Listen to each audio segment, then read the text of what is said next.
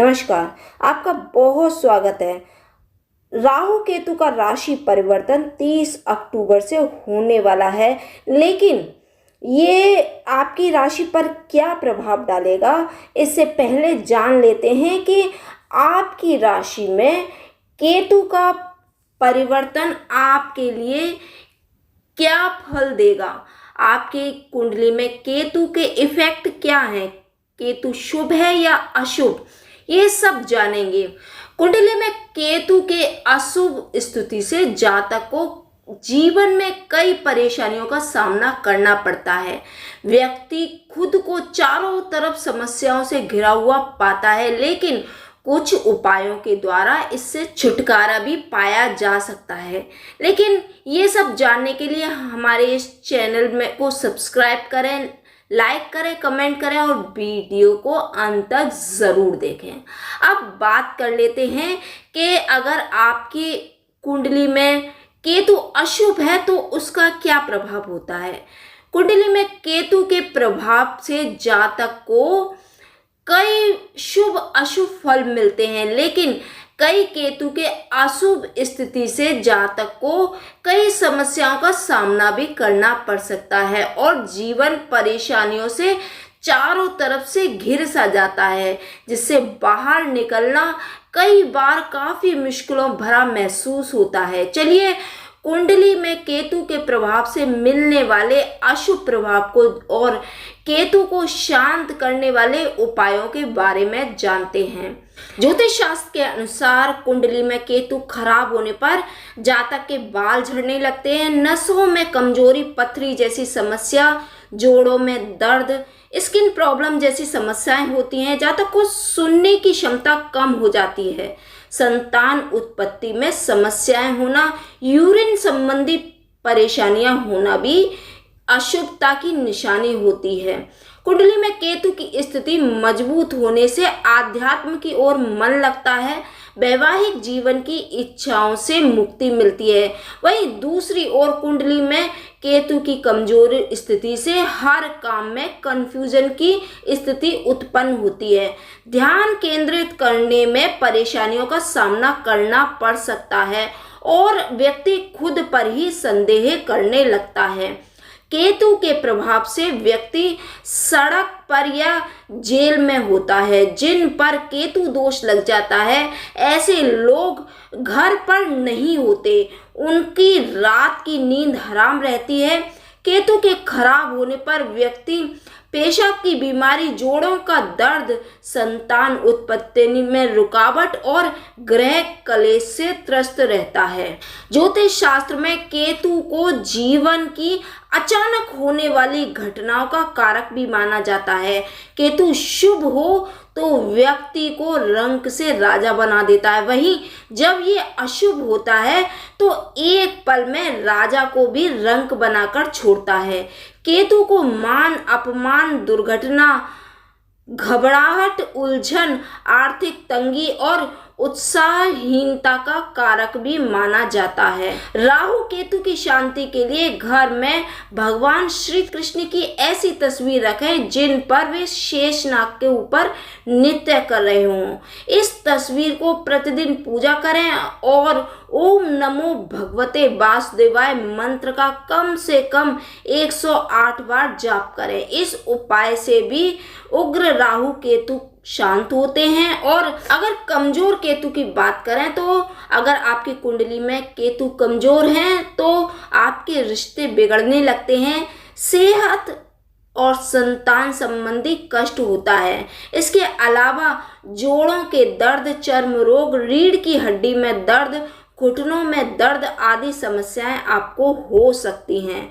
कुंडली में गलत स्थान पर स्थित केतु के कारण दुर्घटनाएं, धन की हानि, कृषि में हानि आदि संभावनाएं बढ़ जाती हैं। परिवार की समस्याएं, वैवाहिक झगड़े और किसी करीबी का अचानक निधन, ये सभी नेगेटिव केतु के लक्षण होते हैं।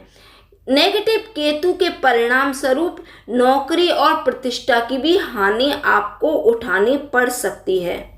जबकि केतु को अशुभ माना जाता है और इसे ज़्यादातर नेगेटिव चीज़ों से जोड़ा जाता है। अधिकांश लोग इसे एक कठिन ग्रह मानते हैं क्योंकि ये भौतिक स्तर पर बहुत सारी परेशानियां लाता है। ये अक्सर किसी के जीवन में पूर्ण वैराग्य, हानि, नासमझी, भटकन और भ्रम की भावनाएं लेकर आता है। अगर केतु कुंडली में अशुभ है तो रिलेशनशिप में दिक्कतें आती हैं। कुंडली में केतु पहले स्थान पर होने पर व्यक्ति इंट्रोवर्ट स्वभाव का होता है और सातवें घर में केतु के रिश्तों में कड़वाहट ला सकता है।